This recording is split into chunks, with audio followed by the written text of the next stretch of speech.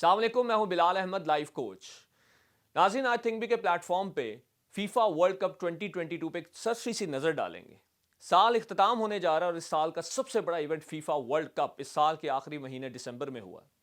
और कमाल बात यह है कि ये सिर्फ फीफा वर्ल्ड कप नहीं था, ये फीफा वर्ल्ड कप बहुत बड़े सबक अपने अंदर लिए हुए था और इसने हमें बहुत कुछ सिखाया। इसने बहुत से मिथ्स तोड़ दी, बहुत से सोचने के अंदाज बदल दिए। आए आज हम भी इससे कुछ सीखें कि आने वाले साल को हम फीफा वर्ल्ड कप को स्टडी करके बेहतर कर सकते हैं या नहीं कर सकते।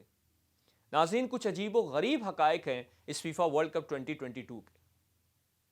ये दुनिया का सबसे मुनफरिद वर्ल्ड कप था जो एक ऐसे मुल्क ने होस्ट किया जो पूरा मुल्क सिडनी शहर से छोटा है। इस मुल्क के पास सबसे कम फुटबॉल स्टेडियम थे। यह मुल्क एक डेजर्ट्स के ऊपर है।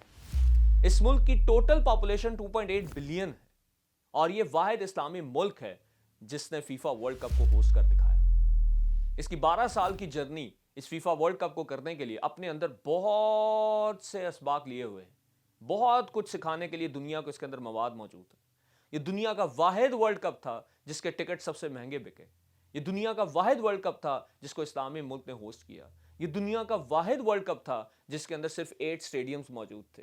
यह दुनिया का वाहिद वर्ल्ड कप था जिसके सारे स्टेडियम एयर कंडीशनड थे।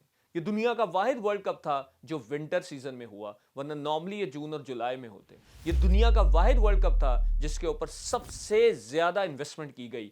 यह दुनिया का वाहिद वर्ल्ड कप था जिसकी ओपनिंग सेरेमनी में कुरान पाक की तिलावत की गई। यह दुनिया का वाहिद वर्ल्ड कप था जिस वर्ल्ड कप के मैचेस देखने के लिए वो डेली बेसिस पे 1000 से ज्यादा फ्लाइट्स थी जो कतर में लैंड होती थी।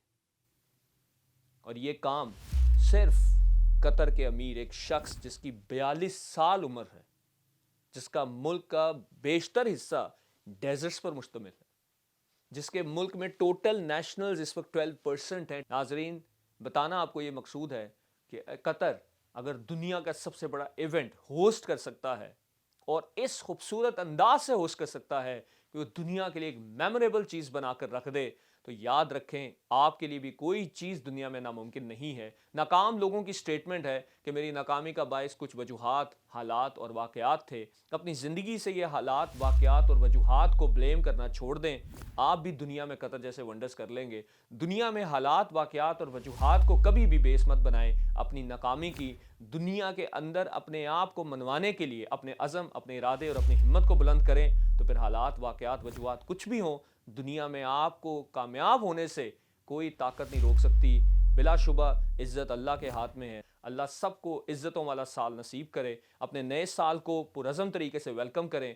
पाकिस्तान के लिए कुछ बड़ा सोचें, अपने लिए कुछ बड़ा सोचें, दूसरों के लिए कुछ बड़ा सोचें और कुछ ऐसा कर गुजरें कि पाकिस्तान का वक़ार बुलंद हो।